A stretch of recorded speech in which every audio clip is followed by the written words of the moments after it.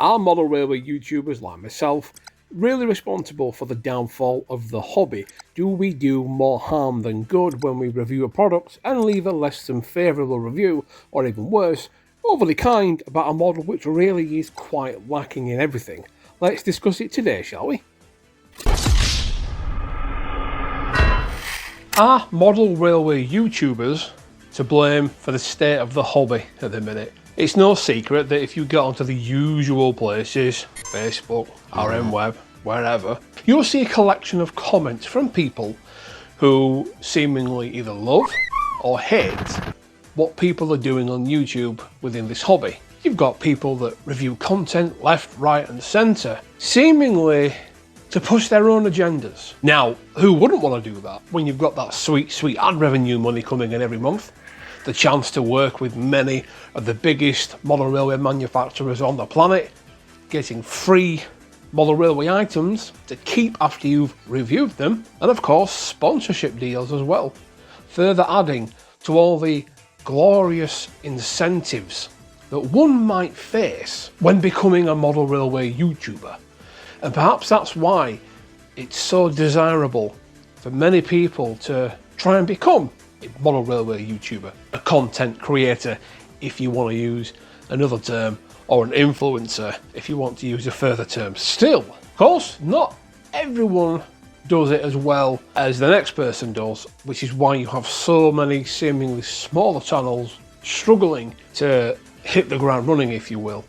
And then you have a few other channels which are flying in terms of view count, subscriber count, and of course monetary recompense, adequate remuneration, if you will. So if there's so many carrots on the end of so many sticks, why wouldn't you want to do it? It's quite simple, isn't it? You get the people online and they review a new model, and as long as it's a favourable one, you get to keep it. Yes, that's a sweet deal, right? You don't have to pay for the expensive model, which, let's face it, there are a lot of people out there who would absolutely kill to get their hands on one of the latest tour models from Scale, Batman, Hornby, whoever, but they have to pay for it like everyone else. And at a time when there's an economic crisis going on, Hornby PLC is no longer a thing. They have downgraded, if you want to call it that, for whatever reason. People are losing their jobs left, right and centre. So it's a tempting offer, isn't it?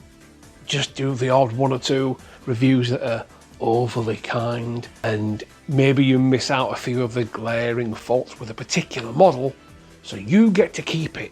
Yeah, that's a great idea.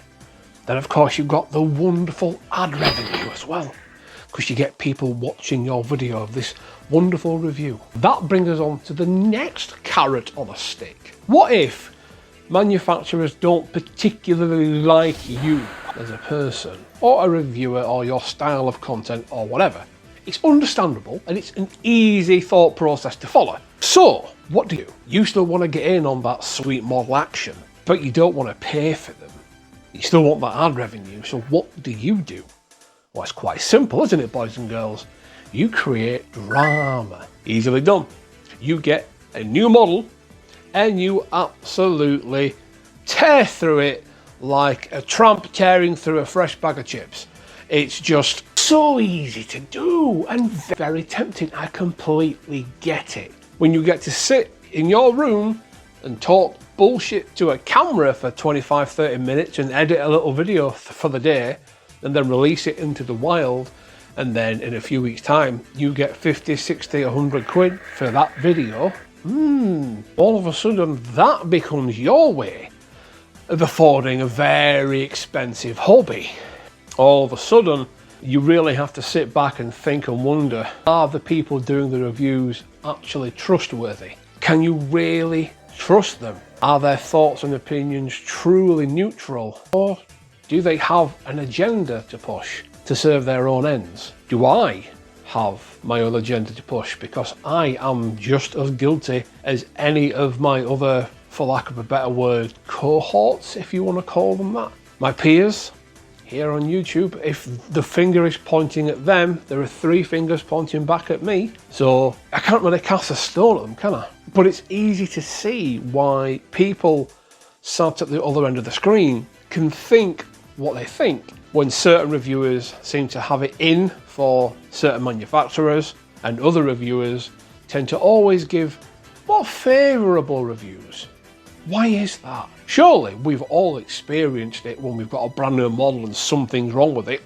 I know I have, and it's bloody well frustrating. Then it comes back to a fallacy which I've explored a few times before on the channel, where if a modeler or a reviewer has paid for a model with their own money, that somehow makes their opinion more valid on the model.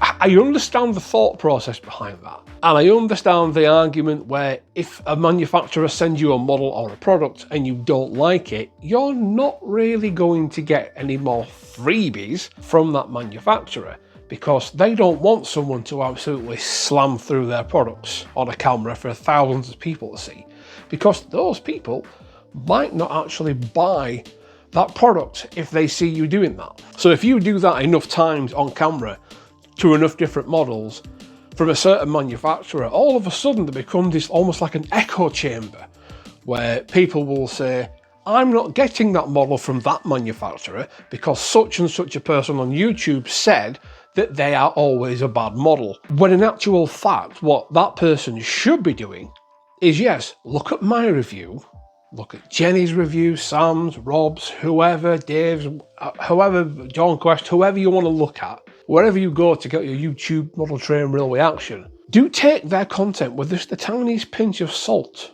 and use it to form your own opinions. And do remember, a loose screw will squeak louder than a tight screw. A loose wheel wobbles the most. And this is what I'm saying to you, it's the noisy few, which we only ever hear about on YouTube, Facebook, wherever. You never hear from the thousands of people that don't even have access to those outlets, that have no wish to be part of the chaos, the absolute chaos, which is the online social media world.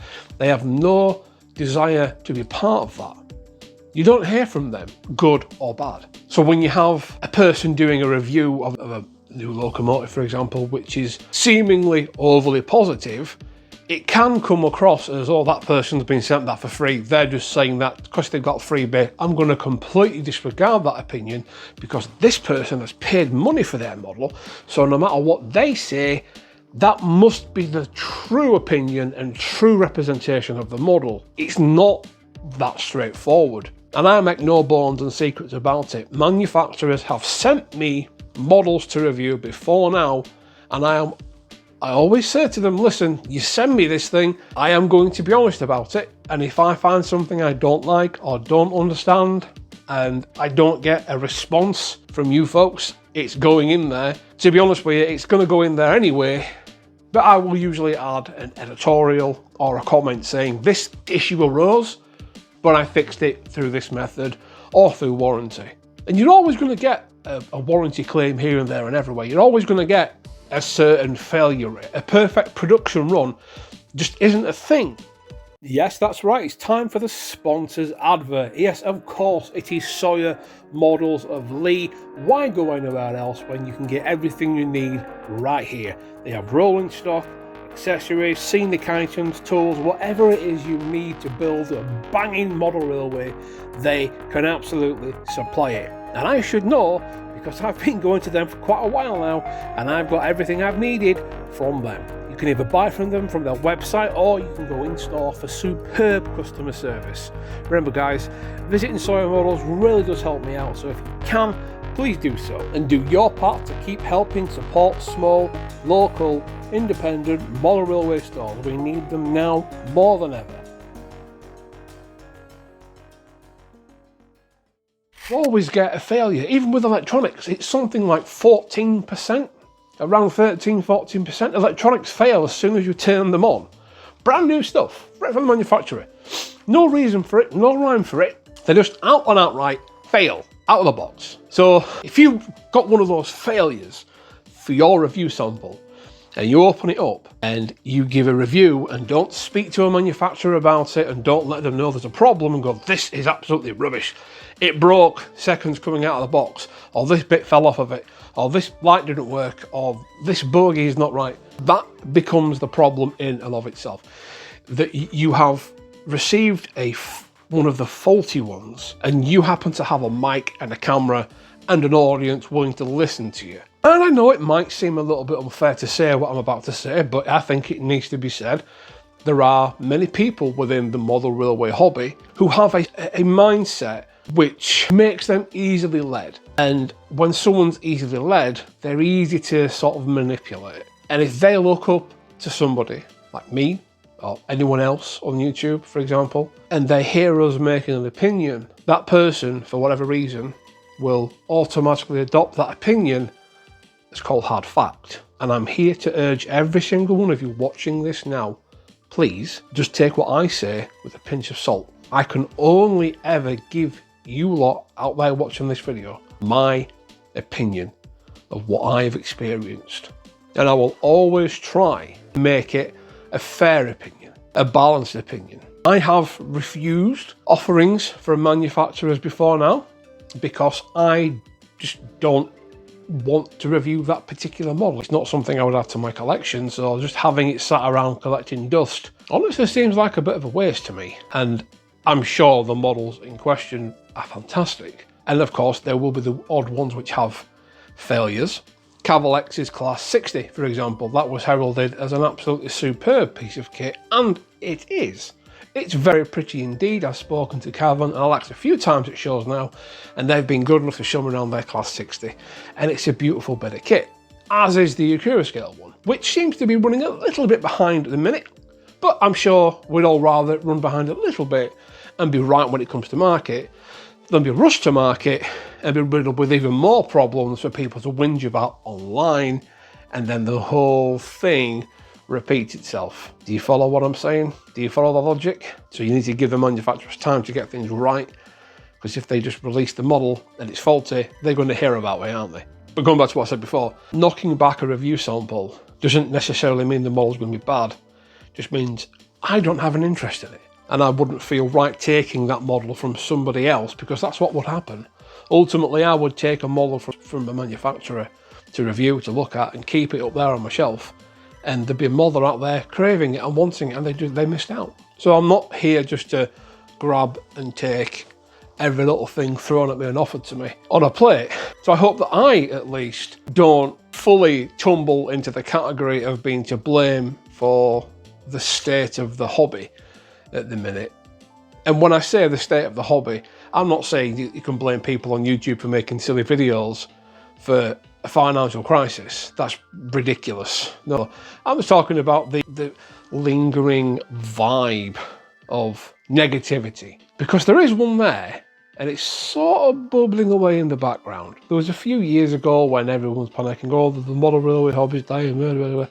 And it was easy to see why people came to that conclusion. But just scratching off the surface, actually, it was just mainstream media spouting off again, like they always do. And in actual fact, if you went to any exhibition at the time, you would see that actually the hobby's far from dead or dying. It's actually doing really rather well. And I know Hornby are having some troubles. Hopefully their recent decision to stay away from being a PLC and back to a private company will help them regain and rebuild and restructure, so we can see products coming from Hornby for many more years to come. Because I do believe that we need Hornby in the hobby. Hornby is arguably the face of the hobby, and I'm sure Bachmann would disagree with that. But we do need them. We need all of them. They all need to remain here, so we all have a choice of where to go to. If you only have one manufacturer making the models, that becomes a monopoly, and that really isn't where you want to be. You want that choice, you want that competition. And as a model railway YouTuber, highlighting that competition is part of the role that I play and everyone else plays. Yes, there may well always be an overtone of they're doing it for their own ends, their own means, and they're going to be slightly more biased to one manufacturer than the other for reasons which may or may not be overly clear to me and you. But I would then say to you that doesn't everyone do that a little bit with everything in life, not just model railways?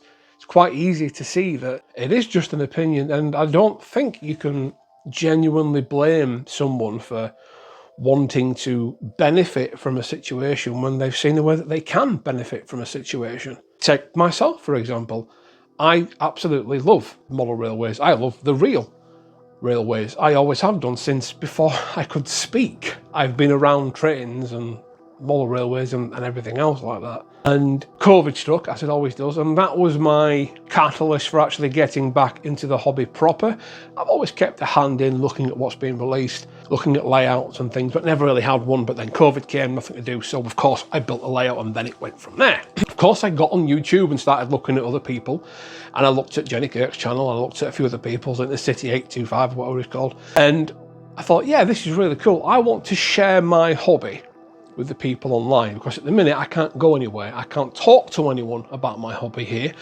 My missus hates it and my child lost interest almost immediately. Having that outlet, being able to share what I'm doing, my thoughts, my opinions on the hobby or a new model, really is genuinely the be all and end all of the reason why my channel is here. I'm not doing it to get rich. I'm not doing it to slam manufacturers or push a social or political agenda. I'm doing it because I genuinely love doing it. And yes, I get a little bit of ad revenue per video, depending on how well it does or how well it doesn't do. And that's fine. But it's not a lot of money. It really isn't enough to live on. For me to be able to live on YouTube, I would need to put out a video every 2-3 days, and those videos would need to get at least 10 to 15,000 views each almost immediately for me to get an appropriate amount of ad revenue, for me to even make minimum wage. Just think about that. Minimum wage is now over £10 if I'm not mistaken. I'll have to fact check myself on that one. So every now and again a manufacturer sends me a model, I review it, I keep it, and I get a little bit of ad revenue. But that in a way pays for my ability to enjoy the hobby. I've managed to find a way for me to make this hobby cheaper. It even got me my dream job as well. I was incredibly fortunate, and I dare say even privileged, that I got lucky. And there's always an element of luck when it comes to making a video, or when it comes to talking about a subject online, where the video is either going to do well or it's not going to do well. This video may do great, it may not do great. And that revolves around to the packaging of the video, the thumbnail and the title. You can have the best video in the world. It could have superb editing and transitions in the middle, a great topic. And if the thumbnail is just a generic grey background with very dull text, it's not engaging, no one, including you, is going to click on that. Sadly, that is how the YouTube game works, and I didn't make the rules. So, to quote the old adage, hate the game, not the player, if that makes sense. However, you shouldn't make your thumbnails and titles overly clickbaity, which is a term that gets thrown around by people that get angry because they don't understand what clickbait actually is. Having a thumbnail or a video title which is enticing and makes you question it and go, what's that about? That isn't clickbait. Having a video title or thumbnail which is completely misleading or completely irrelevant to the content within, that is clickbait. For example, if I was to say, this is the worst model ever, and had a picture of me looking very angry and frustrated, and a picture of a Hornby Peckett, just whatever, Hornby Peckett, very angry, worst model ever. And then I spent the next 20 minutes talking about how great the Ukura Scale Class 37 is. Do you get what I mean? That would be clickbait. So you have to balance the whole thing together easily. It is a job, and it's not a job that we get paid for very well. So even if we do get a little bit of ad revenue, most of us do it because we really do enjoy it. I know I certainly do. And I know a few others that do it purely for the joy. And I suspect there is a few out there that do it just for the remuneration, sadly. But that's not for me to say. Simple as that. No names, no pack drill. I just genuinely hope that if you've watched this video, that you will just consider what I'm saying, what anyone else on YouTube is saying about the hobby or about a product in general. Look at it like this. Look at it as this person has got the new model, and I get to have a look at that person looking at that new model. And they might pass on a few opinions about that particular model, but ultimately, and I think I've always said this, make your own mind up, folks. Go to your local model shop, go to a show, speak to the manufacturer, watch more than one review with an open mind. Don't click on a video and sit there and go, I'm going to hate this immediately, this person's going to be wrong, blah, blah, blah, blah. Because if that person does say one or two things which go against your already pre-programmed notion of what this model's going to be, it will immediately confirm your bias and you'll click off the video and go, I was right, I was vindicated about that choice. Hopefully, you're going to take this on board and you'll just keep going with a fresh mindset with whatever you do online, whatever you watch, and whatever you say to people as well. Thanks for watching, guys. Take care.